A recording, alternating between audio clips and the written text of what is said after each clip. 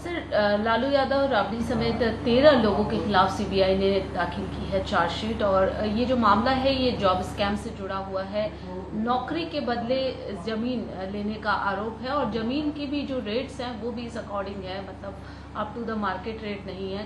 काफ़ी स्कैम, मतलब बड़ा इसमें जो अकॉर्डिंग टू सीबीआई के जो चार्जशीट में दायर हुआ है उस आधार पर ये कहा जा रहा है। क्या कहेंगे इस विषय पर? देखिए, ये जो नौकरी के बदले ज़मीन घोटाले का जो मामला है, इसको सबसे पहले जनता दल यू के आज के जो अध्यक्ष हैं श्री ललन सिंह, शिवानंद तिवारी, इन लोगों ने इस मामले को उजागर किया था। 2007 में जब लालू यादव रेल मंत्री थे, यूपी की सरकार थी, तो ललन सिंह और शरद यादव ये लोग मिलने गए थे मनमोहन सिंह से। उनको ज्ञापन दिया था कि लालू यादव रेल मंत्री रहते हुए बड़ी संख्या में लोगों को नौकरी के बदले ज़मीन लिखवा रहे हैं और गैरकानूनी तरीके से ग्रुप डी की नौकरियां लोगों को दे रहे हैं, जबलपुर में, मुंबई में, जयपुर में, अन्य हाजीपुर में। और उसी मामले को जो इन लोगों ने उजागर किया था जनता दल के नेताओं ने, उसी की जांच पड़ताल करने के बाद सीबीआई ने पहले एफआईआर दर्ज किया, अब चार्जशीट फाइल की है। तो जनता दल यू के नेता अब उनके बचाव में खड़े हैं।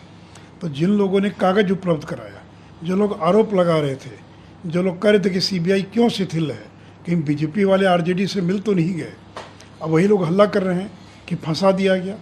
तो जो आरोप है उसका जवाब दे जनता दल यू के लोग, आरजेडी के लोग, कि क्या नौकरी के बदले ज़मीन लिखवाई गई कि नहीं लिखवाई गई। हेमा यादव को किसने गिफ्ट किया ज़मीन, क्योंकि रेलवे का कर्मचारी करोड़ों की ज़मीन गिफ्ट कर देगा। तो देखिए, सीबीआई ने तो पुख्ता प्रमाण के आधार पर यह एफआईआर और चार्जशीट फाइल की है। और अभी तो बहुत सारे मामले हैं, ये लैंड फॉर जॉब वाला स्कैम में दर्जनों मामले जिसकी अभी तक सीबीआई जांच नहीं कर पाई है। तो कि मेरे अनुसार करीब 1300-1400 लोगों को लालू यादव ने नौकरी दी है और उसमें से कितने लोगों से ज़मीन लिखवाई, क्या क्या लाभ उठाया, ये तो पूरे जांच का विषय है। लेकिन कम से कम सीबीआई ने और इतने मामले तो पकड़े हैं जिसमें प्रमाण है उनके पास कि जिन लोगों को नौकरी दी गई ग्रुप डी के अंदर, गैरकानूनी तरीके से, अवैध तरीके से नौकरी दी गई और बाद में कुछ दिनों के बाद उनके परिवार के लोगों से ज़मीन लिखवा ली गई। तो ये तो एकदम प्रूवन और सट केस है, इसमें कोई बच नहीं सकता है।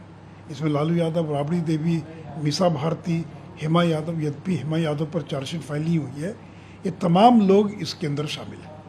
हालांकि सर, ये कोई पहला मामला नहीं है। आईआरसीटीसी का जो मामला है वो चल ही रहा है और उसके बाद अब ये जो मामला नया सामने आया, यानी कि जनता के सामने आया, तो एज अ विपक्ष, चूंकि आप लोग अब विपक्ष में हैं, तो इन मुद्दों को किस तरीके से जनता के समक्ष? देखिए, जनता के सामने तो सारी चीज़ें आई रही हैं। मेरा तो ये कहना है कि ये सारे मामलों का खुलासा जनता दल यू ने किया, जो आज राजद के साथ मिलकर बिहार में सरकार चला रहे हैं और लालू के समर्थन में खड़े, और अब आरोप लगा रहे हैं कि सीबीआई जानबूझकर कार्रवाई कर रही है। अभी सीबीआई ने पी दाखिल कब की? सितंबर 2021 में। उस समय बिहार में तो एनडीए की सरकार थी। एफआईआर कब दर्ज किया? जब बिहार में एनडीए की सरकार थी। तो आपने कागज उपलब्ध कराया, आप सीबीआई को रह रहकर कागज दे रहे थे, दबाव बना रहे थे कि आप कार्रवाई क्यों नहीं कर रहे। और अब जब कार्रवाई हो रही है तो जनता दल यू लालू यादव के समर्थन में खड़ी दिखाई पड़ रही है। तो नीतीश जी किस मुँह से अब जेपी की जयंती मनाने जा रहे हैं? आप जेपी की जयंती मना रहे हैं जो भ्रष्टाचार के खिलाफ जिन्होंने लड़ाई लड़ी और आज पुणे भ्रष्टाचारियों के साथ मिलकर बिहार में सरकार चला रहे हैं। तो हम जनता के बीच जाएंगे और इन सारे मामलों को एक्सपोज करेंगे, किस तरह से जनता दल यू और आरजेडी जो है ये भ्रष्टाचार को संरक्षण देने का काम कर रही है। लेकिन विपक्ष का हमेशा से ही एक सवाल रहा है, उसका मिसयूज कर रही है सरकार। चाहे कोई भी कहीं भी छापेमारी होती है, ईडी की हो, सीबीआई की हो, या फिर किसी भी एंगल से कुछ होता है, तो यही आरोप लगते आए हैं केंद्र सरकार पे। क्योंकि बीजेपी की सरकार है केंद्र में, क्या कहेंगे? नहीं, उनको तो जवाब देना चाहिए, जो आरोप लगे उसका जवाब देना चाहिए ना। क्या ये सच नहीं है कि बड़ी संख्या में लोगों को रेलवे की नौकरी लालू यादव के कार्यकाल में दी गई और उसके कुछ दिनों के बाद उनसे ज़मीन लिखवा ली गई? इसका जवाब देना।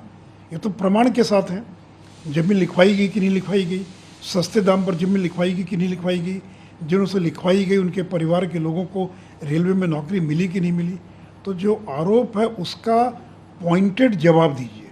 तो उसका आज तक ना तो राजद के लोग जवाब दे पाते हैं, ना देते हैं, ना जनता दल यू के लोग। एक ही बात कहते हैं, रटा रटाया, कि फंसा दिया, जानबूझकर कार्रवाई की जा रही है। तो आरोप का जवाब दीजिए ना। एक बुक भी सर आपके सामने यहाँ दिख रहा है और आप ही का लिखा हुआ है लालू लीला, तो क्या इसमें क्या तमाम विषयों पर? नहीं, देखिए, ये जो पुस्तक है लालू यादव के संपत्ति का मैंने खुलासा किया था 43 प्रेस कॉन्फ्रेंस के माध्यम से, और जिसके बाद 2017 में जनता दल यू ने नाता तोड़ दिया था लालू यादव से और बीजेपी के साथ मिलकर सरकार बनाई थी। तो ये लैंड फॉर स्कैम से लेकर जितने घोटाले हैं आज तक के, इन सारे घोटालों को इस पुस्तक में मैंने लिपिबद्ध किया है, प्रेस कॉन्फ्रेंस और सारे डॉक्यूमेंट्स का इसमें डाला है। तो ये एक कि ये प्रमाण के साथ है, डॉक्यूमेंट्स के साथ है कि किस से, चाहे वो IRCTC घोटाला हो या लालू का चारा घोटाला हो या लैंड फॉर स्कैम हो, कैसे लालू परिवार ने कम समय में 150 से ज़्यादा संपत्ति के मालिक बन गए। केवल अकेले तेजस्वी यादव 32 साल की उम्र में 52 से ज़्यादा संपत्ति के मालिक हैं। एक 9th फेल जिसने कभी नौकरी नहीं की, बिजनेस नहीं किया, आखिर 52 संपत्ति का मालिक कैसे बन गया। तो इन तमाम बातों का मैंने दस्तावेज के साथ इस पुस्तक में खुलासा किया है। एक इससे डिफरेंट सवाल है बीजेपी की अन्य जो निकाय चुनाव है उसको स्थगित करने को लेकर, क्या कहेंगे सर इस विषय? नहीं, देखिए, हमारी तो एक ही मांग है कि तत्काल निकाय का चुनाव कराया जाए। आरक्षण, अति पिछड़ों के जो आरक्षण का प्रावधान है उसको देते हुए तत्काल चुनाव कराया जाए। अब सरकार सुप्रीम कोर्ट जा रही है। सुप्रीम कोर्ट ने ही निर्देश दिया कि आप एक विशेष आयोग का गठन कीजिए जो पिछड़े समाज के पॉलिटिकल रिजर्वेशन के बारे में अध्ययन करके रिपोर्ट दे। आपने सुप्रीम कोर्ट के निर्देश का पालन नहीं किया और जल्दबाजी में चुनाव की घोषणा कर दी।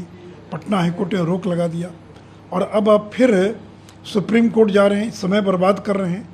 तो बिहार के हजारों लोगों का करोड़ों रुपया बर्बाद हो गया चुनाव स्थगित होने के कारण। इसके लिए कौन जिम्मेवार? नीतीश कुमार जिम्मेवार है, जिन्होंने एडवोकेट जनरल की राय भी नहीं मानी। एडवोकेट जनरल ने भी कहा था कि सुप्रीम कोर्ट का निर्देश है कि आप एक ट्रिपल टेस्ट के लिए आयोग बनाइए, लेकिन नीतीश कुमार नहीं माने। तो जो मुख्यमंत्री एडवोकेट जनरल की राय नहीं मानता है, जो मुख्यमंत्री राज्य निर्वाचन आयोग की राय नहीं मानता है और दबाव बनाकर चुनाव करा देता है, तो बिहार के लोगों का जो अरबों खरबों रुपया बर्बाद हो गया चुनाव स्थगित होने के कारण, उसकी भरपाई कौन करेगा? तो इन्हीं सारी बातों को लेकर बीजेपी का एक प्रतिनिधिमंडल राज्यपाल से मिलने गया था कि हमको चुनाव चाहिए, लेकिन आरक्षण के साथ चुनाव चाहिए। और ये नीतीश कुमार की जिद का परिणाम है कि बिहार के अति पिछड़े जो है चुनाव के अंदर वंचित हो गए हैं मेयर, डिप्टी मेयर बनने से। राज्यपाल जी की तरफ से कोई आश्वासन? नहीं, राज्यपाल ने सारी बातों को सुनकर कहा कि मैं देखूंगा इसके बारे में, जो उनके अधिकार क्षेत्र में आता है उसके अनुसार मैं कार्रवाई करूंगा।